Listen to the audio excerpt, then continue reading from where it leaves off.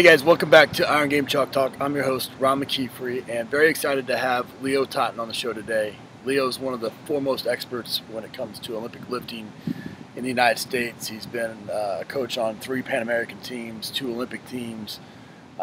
He's the go-to and does a fantastic job, has a couple certifications himself that we'll talk about. Senior level, international Olympic weightlifting coach. And there's tons and tons of guys that'll point to him and say that he is the guy that they learn from, and can't get a better teacher. Today we talk a little bit about some of the benefits, obviously, of Olympic lifting, some of the mistakes that he sees walking into weight rooms.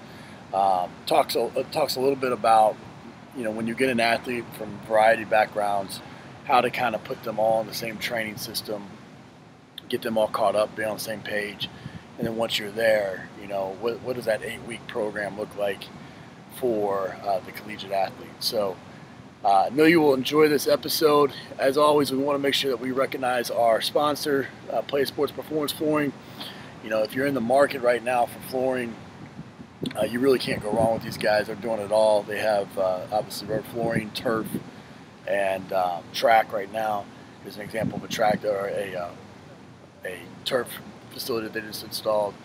And I know that they really want to help, and they'll help you put together a good bid and the whole deal. So reach out to them at Play Sports Performance on Facebook or playusa.com on their website.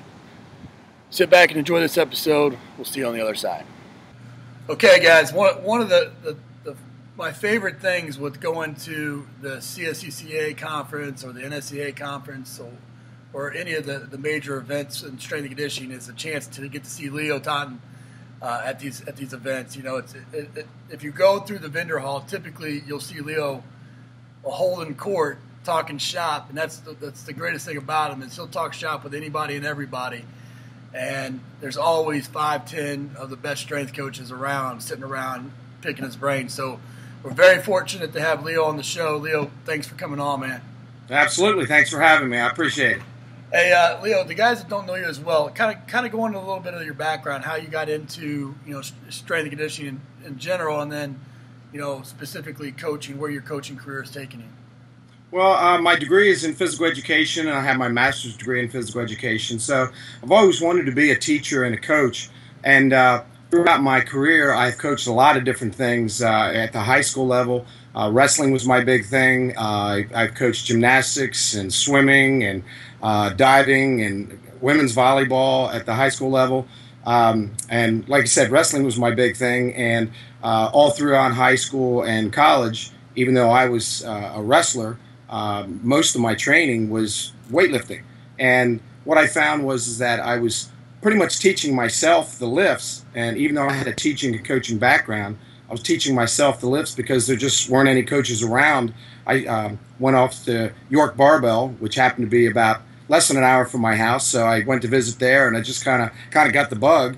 Yeah. And so I basically taught myself watching, some of the best in the world training at the time. So, and what I found was that coaching myself, what might take me 3 or 4 years to figure out, through trial and error what I was doing wrong.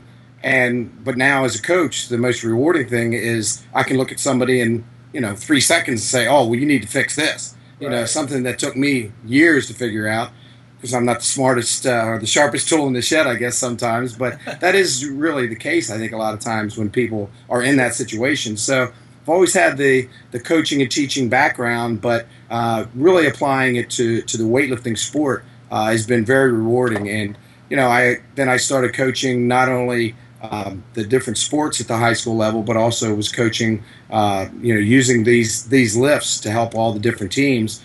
And all of a sudden the coaches are going, oh my gosh, this stuff really helps. Our kids are stronger and more powerful. They're faster. So the application of the Olympic lifts to virtually every sport I found to be very rewarding. So that's what really got me into it. Sure. Now, from the high school positions, where have you gone from there? Kind of, talk a little bit about the club team that you coach and all those types of things. Well, I have.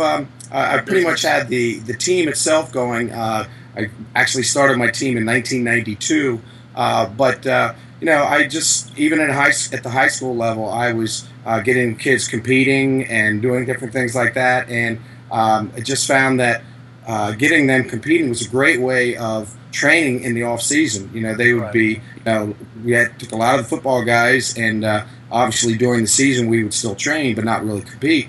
But come January, February, March, when the national junior championships were coming up, things like that, we would send a whole team just to that event itself. And you know, it's just it's a fun way of competing and really sport. I mean, I don't care what sport you're in.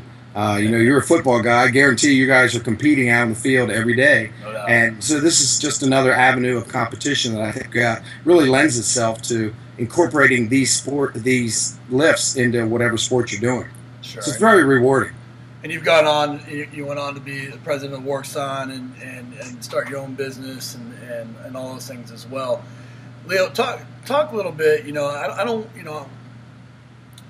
really subscribe, and people that watch the show don't really, you know that about me, subscribe into any one philosophy. You know, I'm a guy that I always say I'm a principle-based strength coach, not a philosophy-based strength coach. You know, but the Olympic lifts, it's polarizing. You know, some people either love it and it's got to be a part of everything that they do.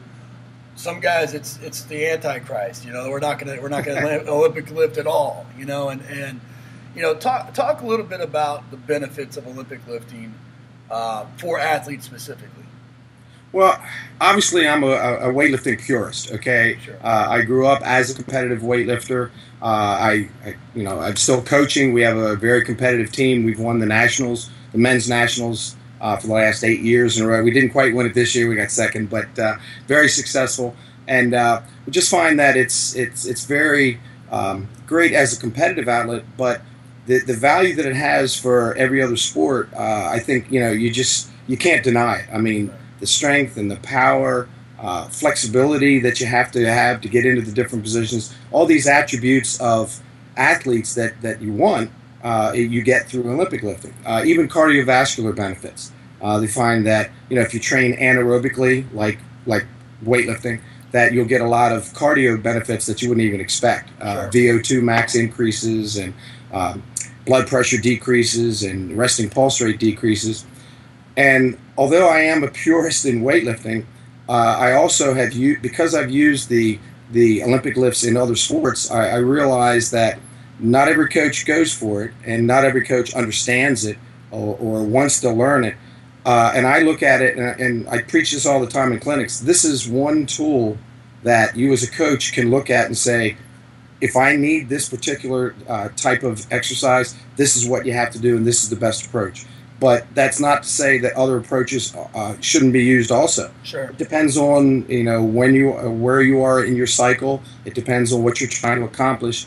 It depends on your head coach. If your head coach says absolutely no lifting a weight over your head, then you can't do that. So you have to make adaptations. Right. So I think it's something that it's an individual thing that guys have to realize. Okay, this is a good tool. It's not the only tool.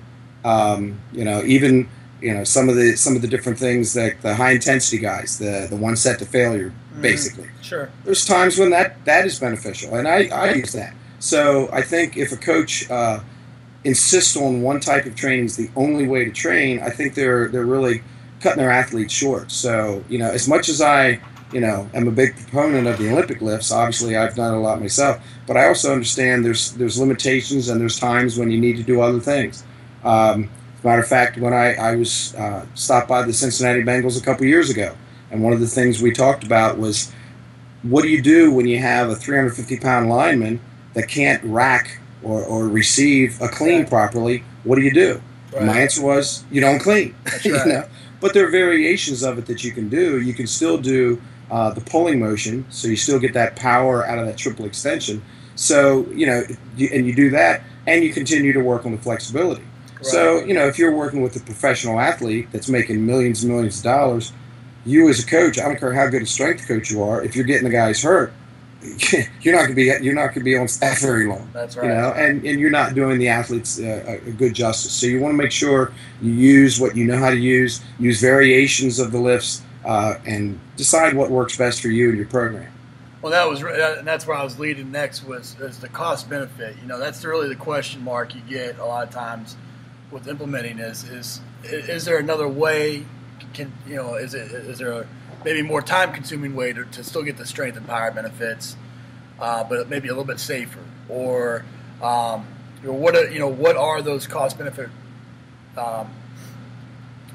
risk when you're dealing with those high profile athletes? And you answered the question is if they're not capable of doing it, if they have overdeveloped delts and overdeveloped biceps and they're not able to rack a clean, then you got to find a different way. Maybe you do that with some plyometric jumps, or maybe you do it with some Vertimax or whatever it may be. But you're still trying to load. They essentially get down to loading triple extension. You know, exactly. And by doing a proper clean or a proper snatch, there's a lot of benefits. The strength and the power and all that stuff. But when you think of a clean or a snatch, the two primary benefits I see is the when you do the pull itself, then you get that triple extension, you get the power of that. So you can do just the pull and get some benefit. Right. But if they can receive the bar, now they're working on deceleration, they're working on eccentric movements, they're working on absorption of those forces, which is what football and all the other sports are all about. Sure. So absorbing those forces. So if they can properly receive the bar, then in my eyes they should try to do it. Again, if the coaches want it, and if the athletes are open to it. Sometimes the athletes, they've been kind of talked out of it and they don't want to do it. But so you can get two benefits out of it by doing the whole thing or the variations of it. And even with your bigger guys, you don't necessarily treat your linemen, they're 280 pounds plus, the same as somebody who weighs a little running back that's 190, 95 pounds. Right. That's different because you have the heavy guy. Now he's got that system, so to speak, where not only the weight of the bar, but their body weight they're dealing with as well. Right. So all that has to be taken into consideration when you're coaching and you're figuring out their training plan. Well, and the other thing that is important mentioning is that there's always a certain amount of risk with any type of training. Absolutely.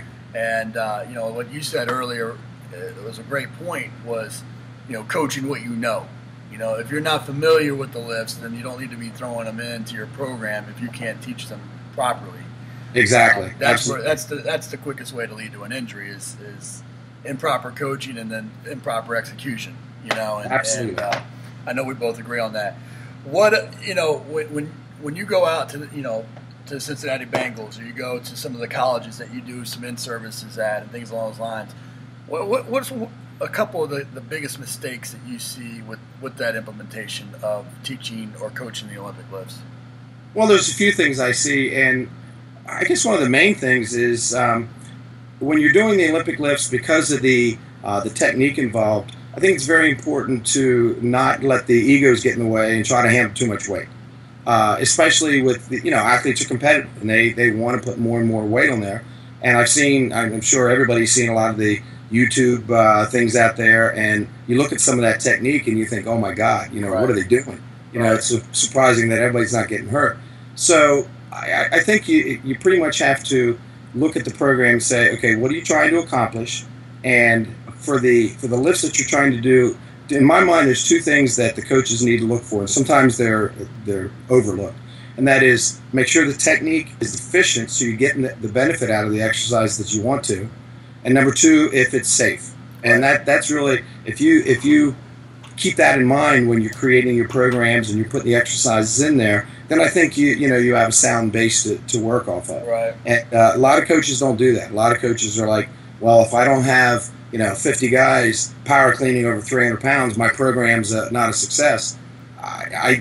It's a shame that it has to be identified that way, but I think the main thing is just to keep it light enough, because you still need to move the bar quickly, but it has to be efficient so that they're getting the benefit. If they're doing a glorified reverse curl for their power clean, that's getting some great forearm development, but it's not exactly developing the legs and the back and the hips that all athletes need. So I think that's the biggest thing, is just trying to go too heavy more than anything. I know this was something that I thought with in my coaching development was, like same thing, grew up kind of as a competitive Olympic lifter and trained with Esteban and on and on and on. But I thought with the getting the true 1 RMs, You from a coaching standpoint, you want to get these true 1RMs so that you can program properly, at least so you think you can program properly. And I always fought with that because I felt like we needed to clean, but every time you introduce a clean as a test, obviously the ego comes into play, and they want to get as much weight as can. And anytime that comes into play, you're throwing technique out the door a lot of times, especially in a football or a sport environment as opposed to a competitive Olympic meet. Because you'll get DQ'd for bad technique. So what I did was obviously I threw out the test. I did not test it to a true 1RM. However, we would train it down to a down to a 1 rep in our programming, and then we'd get numbers that way. But anytime we eliminated the test part and only took them there to a 1 if we felt like they could hit it properly. And Right. I tell you, for me, that changed quite a bit for us. And the way we sold it to our coaches was that we did the combine test and the bench and the squat, and we didn't want to risk the risk of injury with the clean, but we still trained it, and that's how I was able to sell it. And I feel like we had a pretty good program based off that down the line. But I agree with you. Ego is one of those things that it's a hard thing to overcome in the weight room, and it kind of leads into my next question about when you get freshmen that are coming in and you throw them into the mix. Well, all of a sudden now you're getting this varying levels of development. You got a guy that maybe trained all 4 years in high school. You're getting a guy that maybe never walked into the weight room wherever they were at. And now you're throwing them into this really highly competitive environment.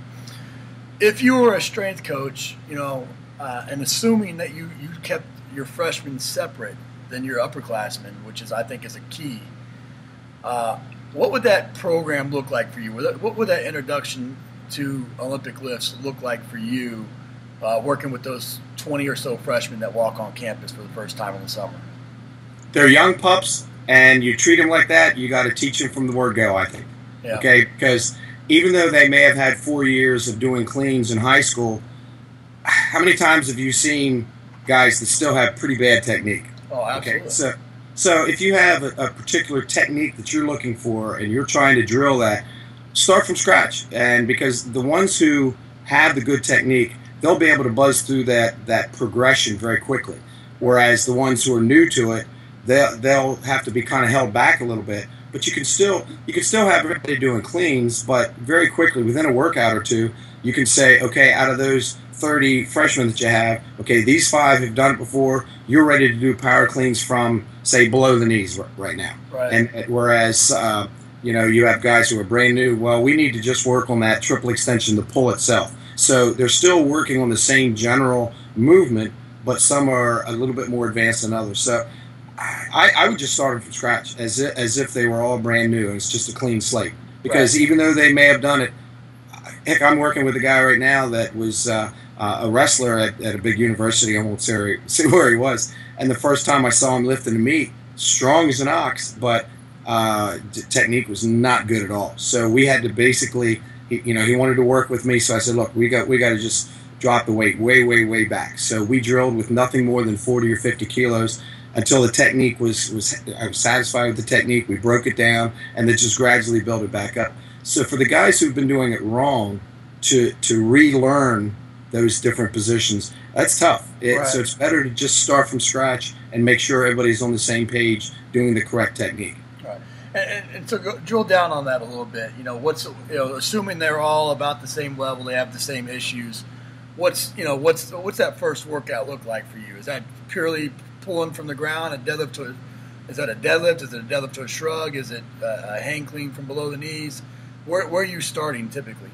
Well, we typically start from the top down. Yep. Okay, we'll teach a good receiving position first, like where the front squat is. And again, some of the guys may not be able to rack the bar or receive the bar correctly because we want the center of gravity of the bar to be so it's on the clavicles and the shoulders. So they have to have the flexibility to be able to receive that there without the weight down on the wrist. Obviously, that's going to hurt the wrists and the elbows. So we want them to be able to receive in the correct position. Even if they can't do a complete, butt to the floor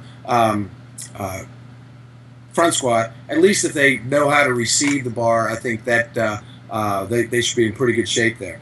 If they can't do that, then either way, we'll take them down to basically mid-thigh position. So those who have that position, we can do that as a group. You can have 30 guys, all of them have a bar in their hands, and just say, okay, here's your position. You know, back is tight, chest is out over the bar, focal point is straight ahead, the arms are straight. So I want everybody in that, so holding the bar in that mid-thigh position, you know, and that would let them hold it there.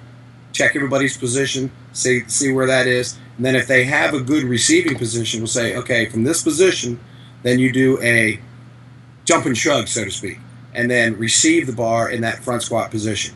And then that's one of those things that if they can do that, then we can move them down to the next position. If they can't do that, then they'll just keep working on the pulling motion. So basically, we're working it from the top down, and we don't progress them to the next step until they've mastered the previous one. Sure. If that makes sense. So now, with your older players, you know, one of the biggest challenges is you know, you have these guys for 8 weeks. You know, you have 8 weeks in the winter, you have 8 weeks in the summer. You have a gap there in the middle with May, where some programs they're training every day. Some programs they go home for that month, and then you get them back where they haven't done anything. You know, and then you have the season, obviously, to where you're not able to do as much with them during the season. So in those 8 weeks, what's that periodization model look like for you? We're cleaning, we're snatching, but you know, what are we talking about percentage-wise, maybe for an 8 week cycle? Well, it's tough to be real specific because, sure, like you said, you know, there's such a wide variety of variables that happen in there. You know, some people are able to train straight, 8 straight weeks. Some people can only train twice a week because of NCAA rules or class schedule rules or whatever.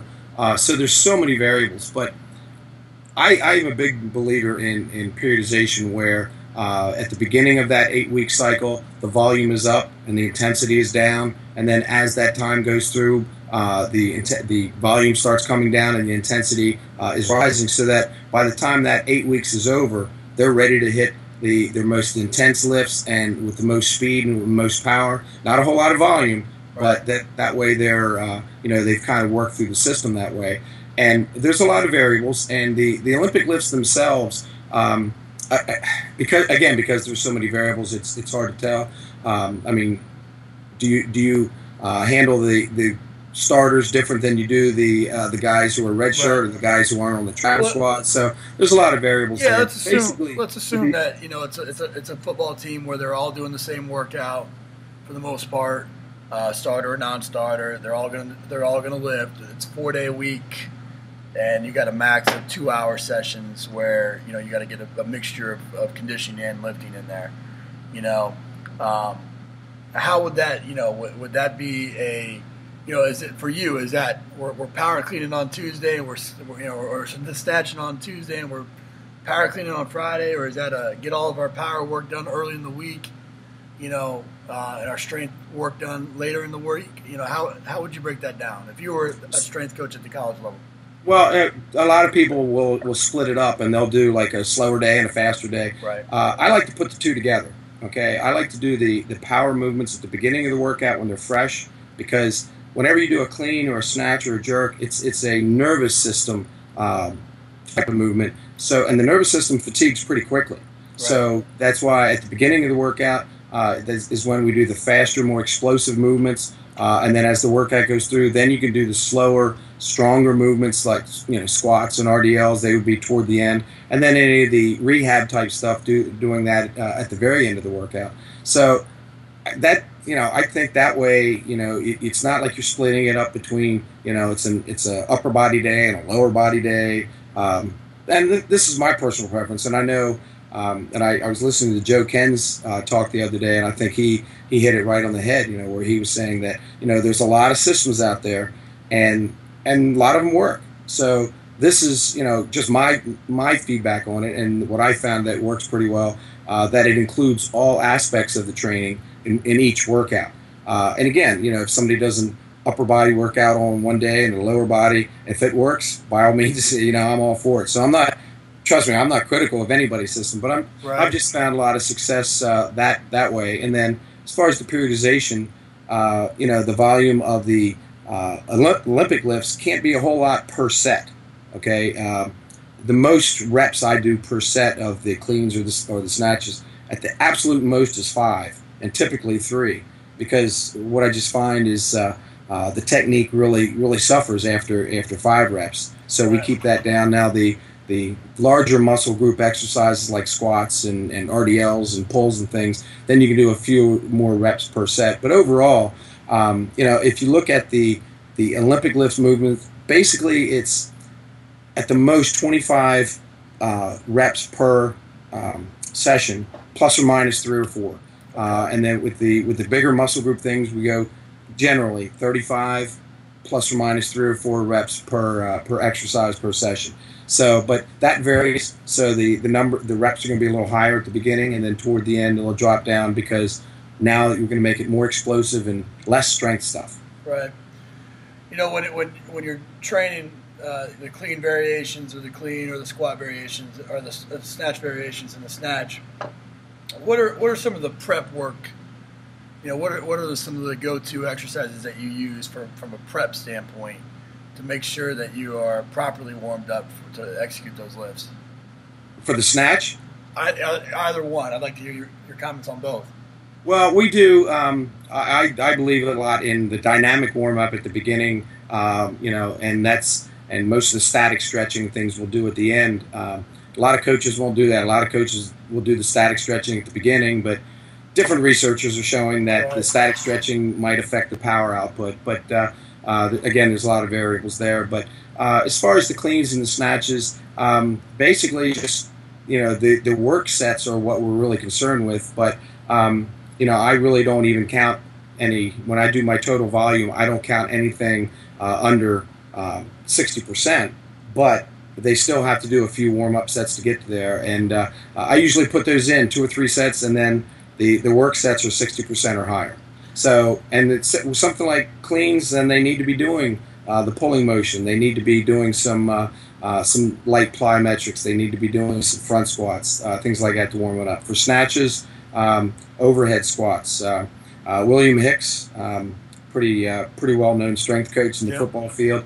Heard him speak one time, and he said that with his football guys, he'll do 3 or 4 or 5 sets of overhead squats at the beginning of every workout, whether they're doing snatches that day or not.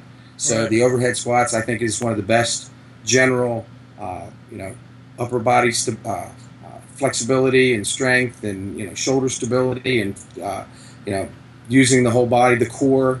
I know, Smarter Team Training was asking in one of their questions, "What's your favorite core exercise?" And I said, the overhead squat's my favorite core, because it works a little bit everything, including the core. Because sport's doing things all together. Okay, it's not isolating the core by itself. You have a certification that you put on, and I know you've been a USAW instructor for many years. What makes your certification different, and what are some of the things that you teach throughout that weekend?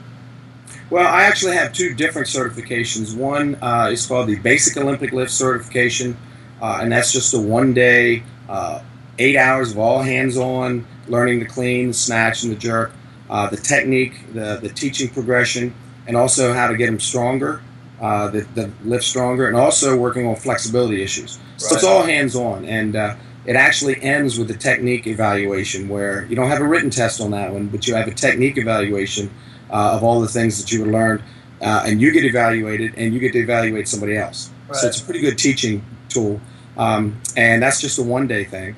And then I also have an advanced Olympic lift cert that is obviously a little bit more advanced than the basic, but and both of these are more designed for strength coaches. Like you mentioned, I teach a lot of the USA Weightlifting certifications, and I've been doing those for 30 years.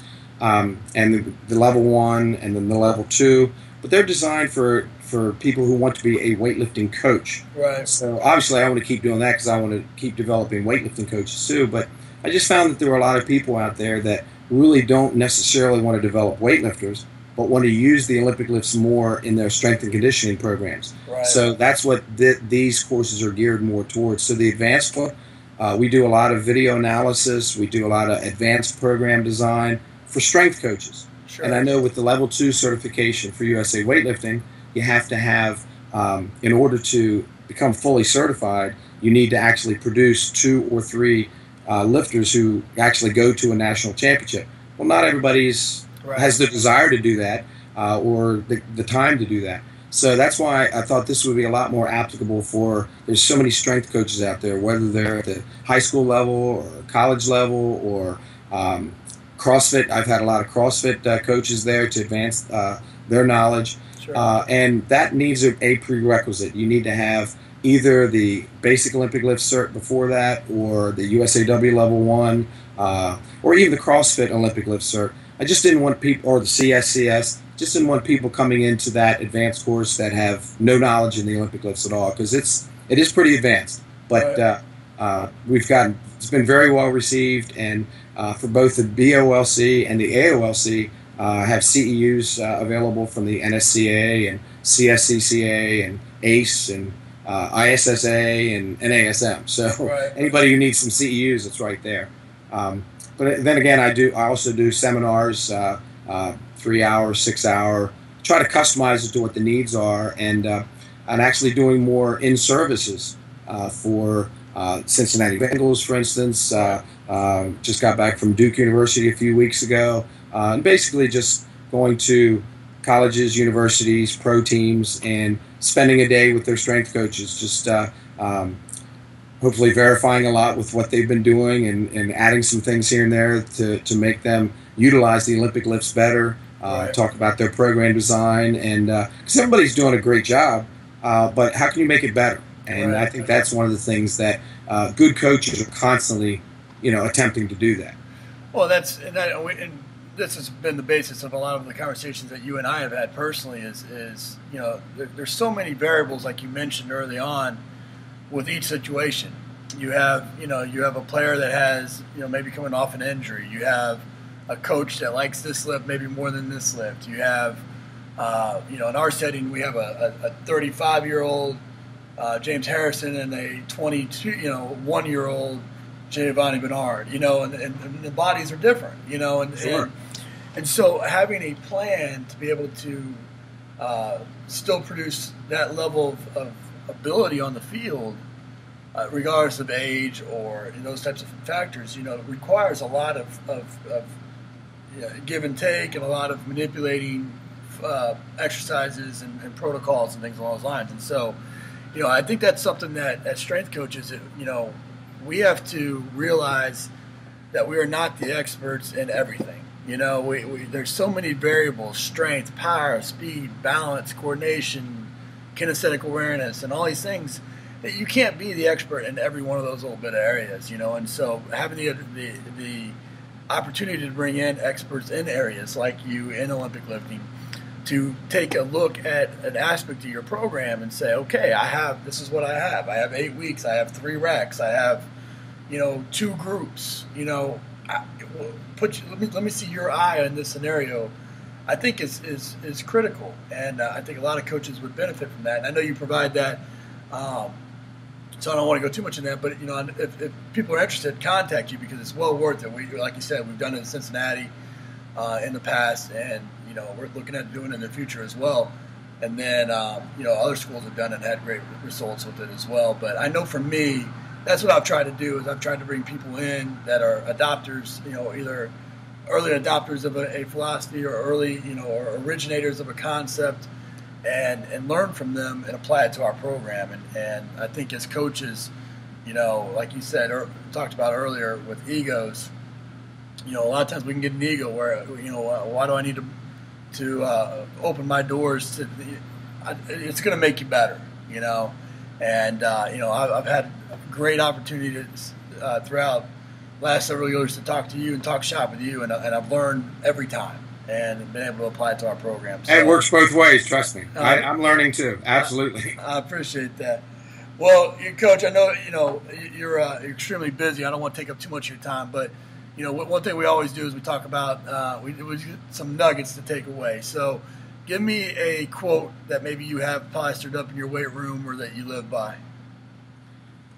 Oh man, I knew you were going to ask this one because you kind of gave me a heads up, and I knew this would be tough. There are so many. Like you'd mentioned, I am always studying. I mean, I've been around for 1 trillion years, and got a lot of experience, a lot of background. But the more you know, the more you realize you don't know. Yeah. So, like you were saying, anybody who thinks they know it all, they're clueless. I'm always learning from you guys and just trying to pick up different ideas. And so I'm always reading, like, John Wooden and Krzyzewski and, Vince Lombardi. These guys, I mean, they just go on and on and on. But the one quote that I think pretty much solidifies my philosophy is something that I heard from Joe Ken just a week or two ago on his part one of his little talk he did here with you. And that is absorb, modify, and apply. Yeah. And I've pretty much lived by that. You absorb as much information as you can, right? And you got to modify it to your situation, find out what works for you, and then apply it.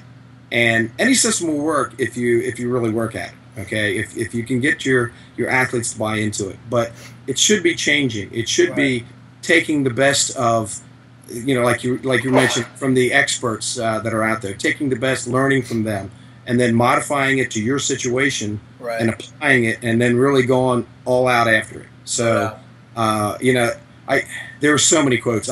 Your little weight room wisdom, I love that. I printed that off as soon as I saw that was available. And you just pretty much live by that stuff. Yeah.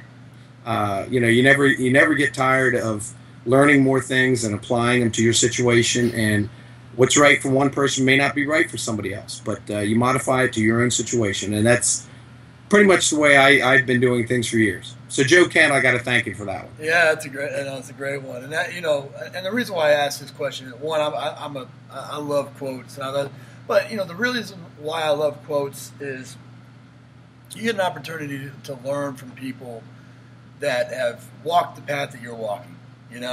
Yeah. And if you can have somebody help navigate you along the way, I think you're an idiot if you don't take advantage of that. Yeah. And I know that you're, I can look behind over your shelf there, and you got hundreds of books over there. But you love my library, I can tell you. But those are the things that that's why it's important to me. That's why I asked the question. But along those lines, give me a book. Give me a book that you recommend any young strength coach or existing strength coach should read. Oh man, there are so many books out there. I mean, you can get really technical with something like The Theory and Methodology of Training by Tudor Bompa, big into periodization.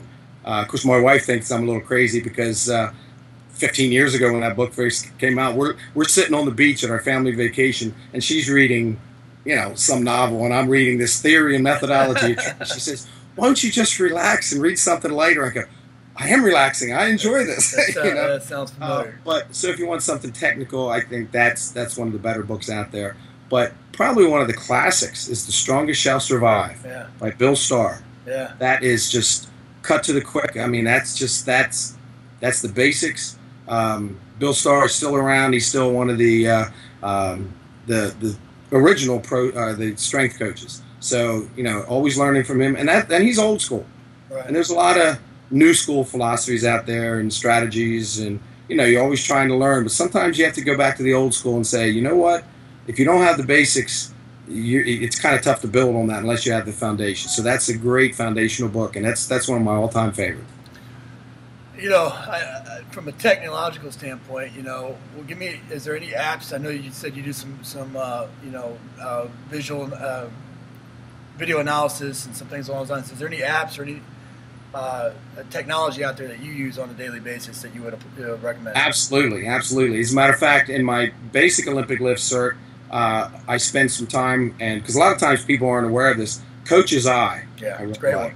That's something. The app costs $4.99, and they really should give me a little bit of the proceeds there, because I've been promoting them a good bit. But it's $4.99 for the app. You put it on your phone. I have an iPad I have it on. Right. It's a real quick mobile way of checking technique. It's not real detailed, but it's enough where I think it's very beneficial. And then I use that for the basic course, but I also use it for the advanced course. But then I get into Dartfish is really good, obviously, but it's fairly technical for a lot of people. What I found is that Kinovea, Kinovea, it's a lot less cumbersome to be using in a gym situation or in a clinic situation, and there you can do bar path tracing. You can even do acceleration of the bar, which I think is pretty important.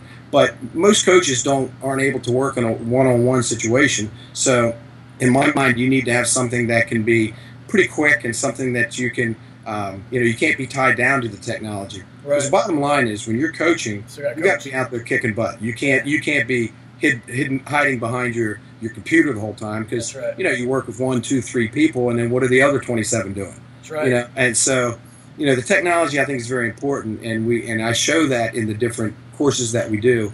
But it's easy to overdo that, and I think the bottom line is that one-on-one communication, and you get out there and kicking butt on the gym floor, I think is real important. So late at night when you're surfing the net here, is there any websites that you recommend people check out? Well, obviously TottenTraining.com is the best one out there. But seriously, what we do with that is we try to let people know what's out there as far as seminars and things like that. So, I have to promote my own website. Come on. Absolutely. Yeah, I'm with you. Smarter Team Training, I got to say, is a pretty good connection also. Rob does a great job as well. Rob does a great job, and I don't know how many. He must have 28 hours in his day. I don't know how he manages that. He's good, no doubt. No doubt. Well, Coach,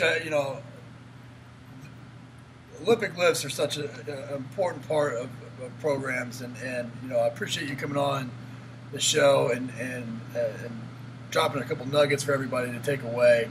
I know you have a Facebook page and obviously the website TottenTraining.com. Is there any other way that you would recommend people get in touch with you? Well, my email is always easy to get a hold of me, and that's simply tottentraining@comcast.net. Okay. That's the easiest way.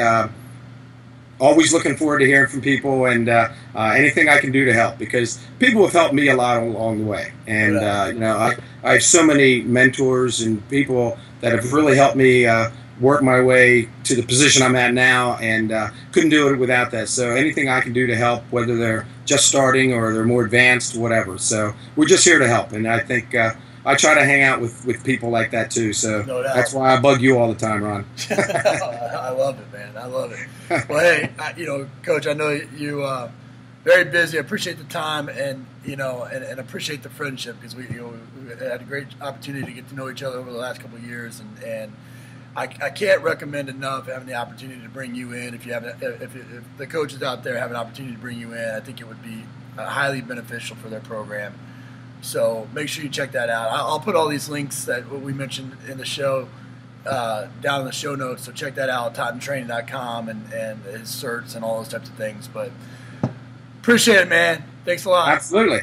Appreciate you having me, Ron. Appreciate it a lot. As usual, make sure you check out the show notes at ronmckeefery.com. Click on this episode, and all the links that we mentioned will be down below, including TottenTraining.com, which is his website, and that's where you can access his different certifications and programs. Also, head over to StrengthCoachBasicTraining.com if you are a young or aspiring strength coach just getting into this profession. This is basically my internship program online. So if you're having problems finding an internship, or you don't have the money or the time to do one, this would be the next best thing. So check out StrengthCoachBasicTraining.com. Check back next week for another great episode, and have a fantastic week. Take care.